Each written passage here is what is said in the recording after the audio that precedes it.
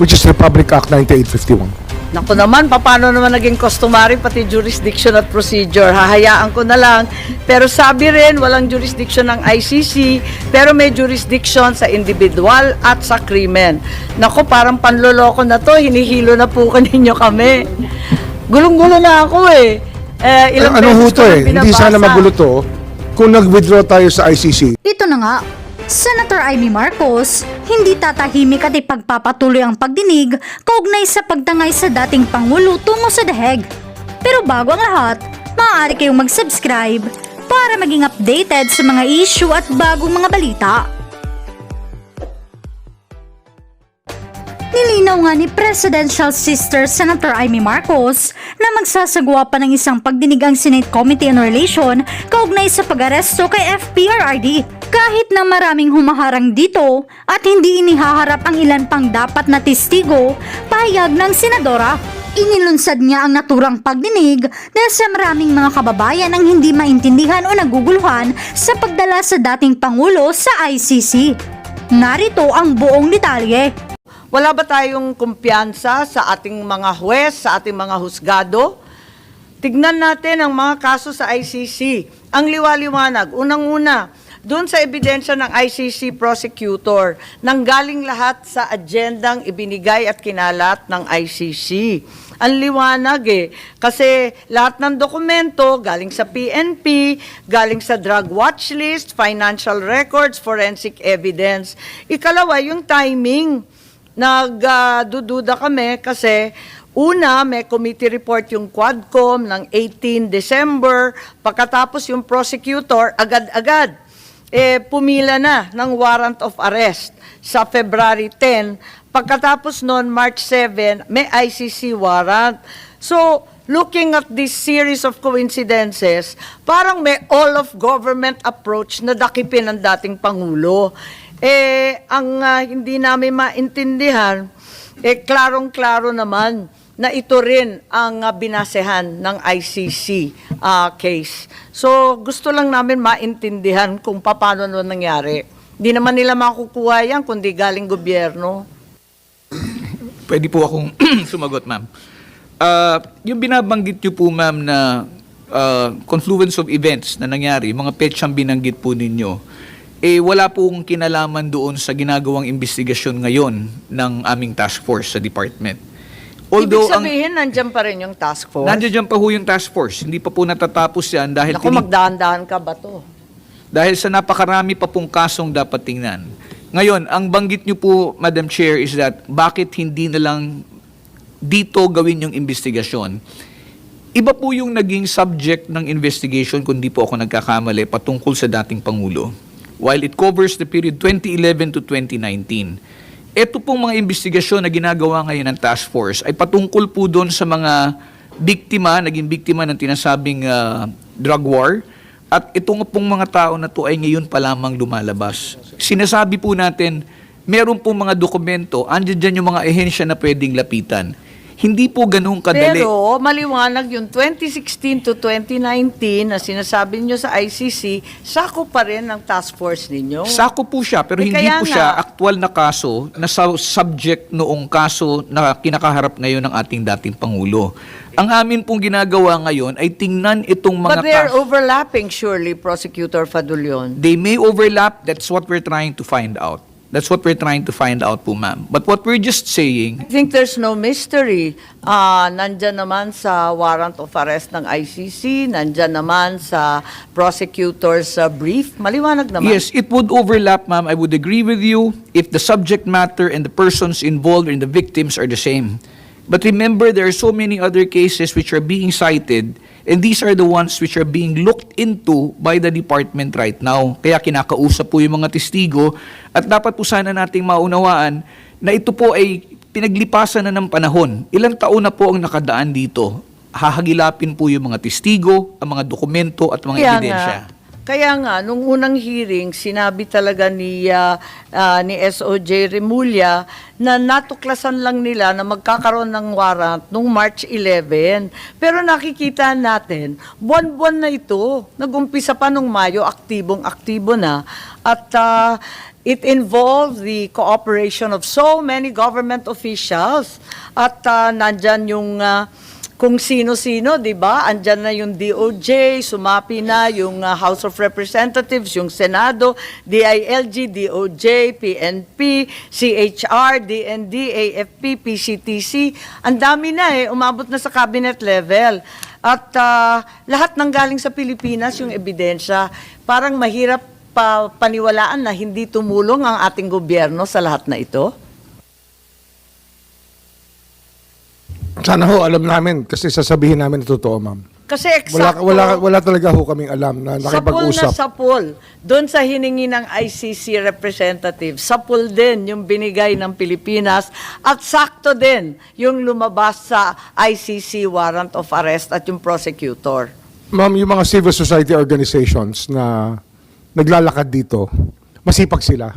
Nasabihin ko sa inyo. Pwede ninyong sabihin o banggitin yung pangalan? Kasi kahit civil society ka, kahit senador ka, hindi mo naman nakukuha yung mga police blotter, yung mga CCTV, yung mga medical records. Imposible mo naman makuha yan. Ayoko hong baka gantihan pa ho sila eh. Kasi marami pa hong salarin na nakalaya pa rin hanggang ngayon at naka-uniforme pa rin ho. Senator Bato, ganun ba kadali makakuha ng bank records?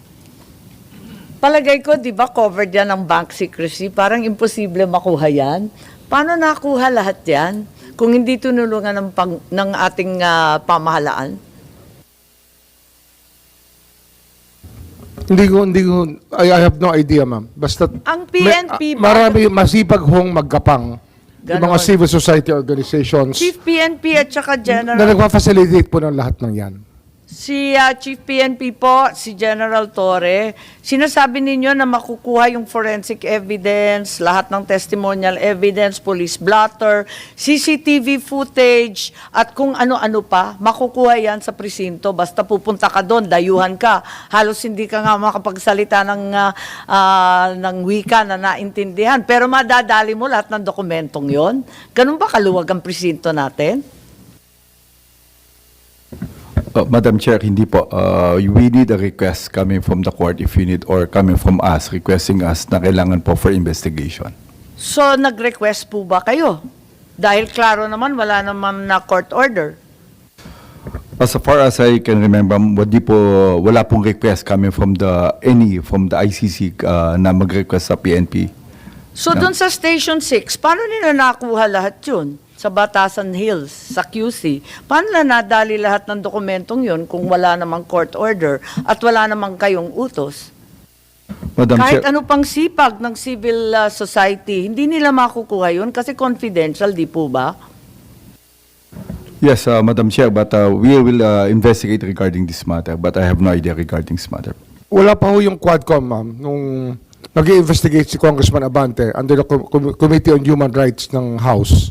Napanood ko po yung episode na yun eh.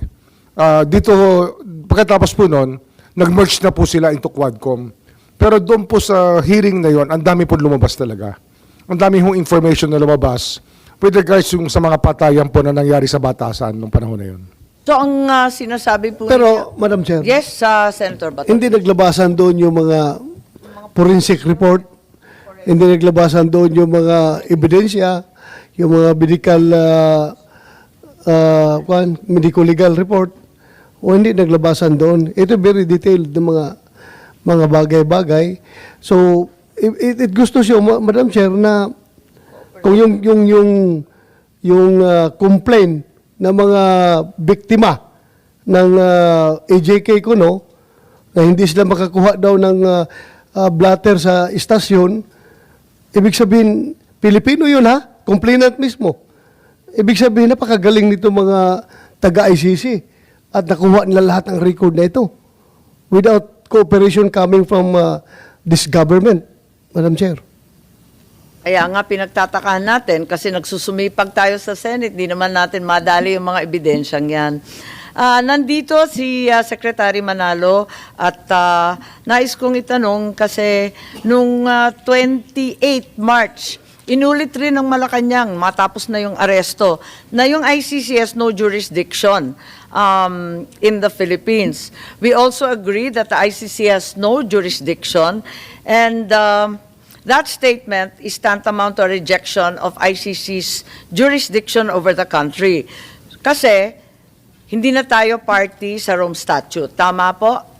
Sa Law of Treaties, di ba? Ganun po. Yes, ma'am. That's how it goes. Tama.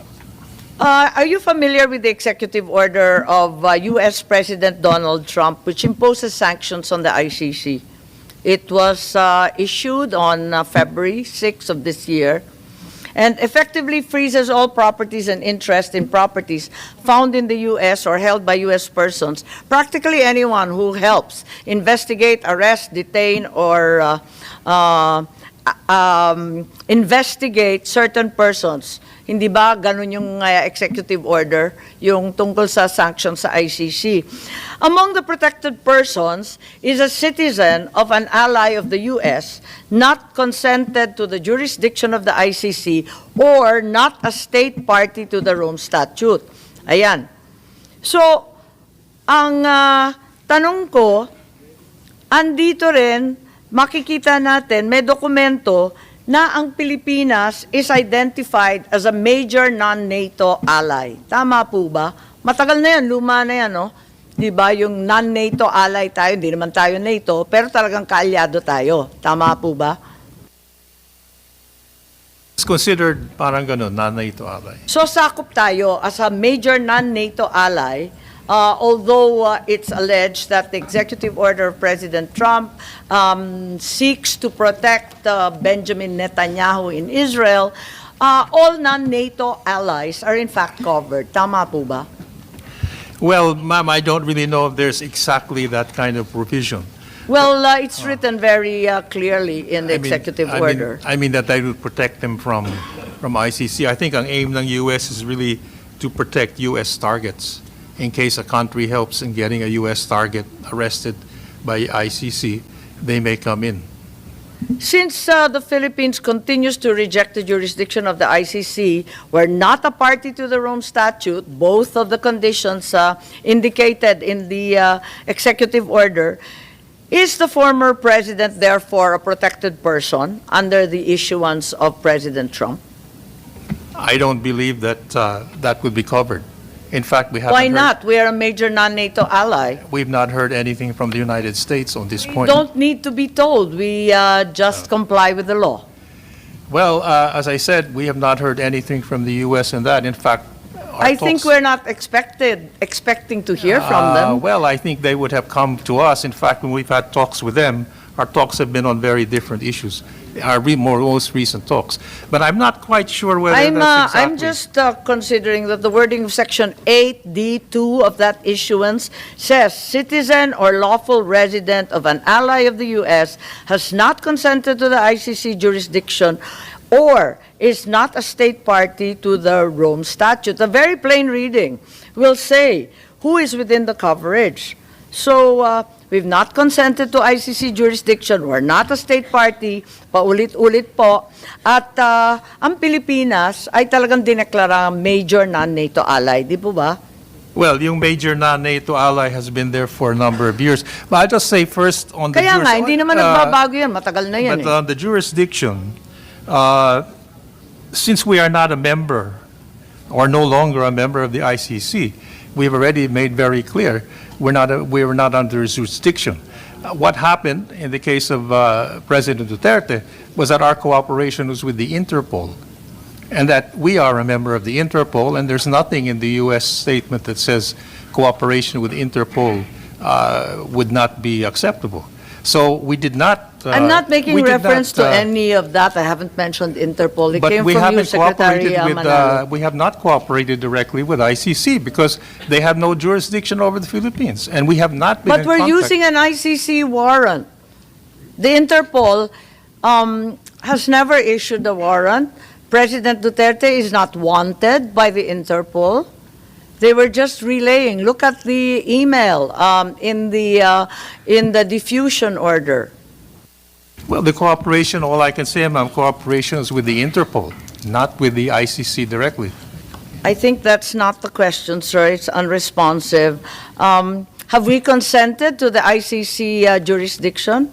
No, we have not. And then that's why we have cooperated with Interpol. That's why I don't believe we fall under that U.S. Executive order. And anyway, anyway, I believe if there were any issue, it would have certainly been brought to our attention. Yes, Secretary Remulla mentioned in the first hearing international humanitarian law, which confused everyone because it only refers to wartime relief and largely to the Red Cross. And possibly crimes against humanity as part of customary international law. Papayag tayo, pero yung jurisdiction ng ICC, customary na rin. May universal recognition of ICC jurisdiction. Paano nangyari yun? I don't get it, ma'am. You referred to the basis of the Interpol and the ICC warrant. Since we are no longer under the jurisdiction of the ICC, ang sabi po ninyo, yung international humanitarian law ang Ma'am, it's the ini-invoke nyo. it's the world community. Panggera naman yun, at It's saka a world pang-Red community Cross. that has a regime that recognizes international humanitarian law and gross violation of human rights, ma'am. Pero kahit may international humanitarian law, which is really irrelevant in this case, wala namang digmaan, wala namang hinaharang ng Then mga it's a human rights workers. factor, ma'am. Pero hindi naman siguro universal recognition of ICC jurisdiction. No, more than Meron bang 100 ganon? more than 100 countries do recognize the jurisdiction. Yes, but even if you're not a member, you fall under them. Akala ko sabi mo hindi. Ano nga ho the country is not, but the individuals are. Kasi ano nga ito parang, in fact, yung mga sinulat po after the arrest of the former president, it changes the complexion of politics. Kasi yung impunity may have a lesser role in the future. Yes, in order for the ICC to exercise jurisdiction over an individual, kasi nga kanina nalilito na si Bato tungkol sa individual tsaka state, the Philippines must still, at the very least, consent to jurisdiction over the individual, tama? Nag-consent ba tayo? Ano ho yan Gagawin nila yan whether we like it or not. Okay. At binanggit ni Secretary Manalo, katulad ni Pangulo Bongbong, na yung Interpol ang dahilan.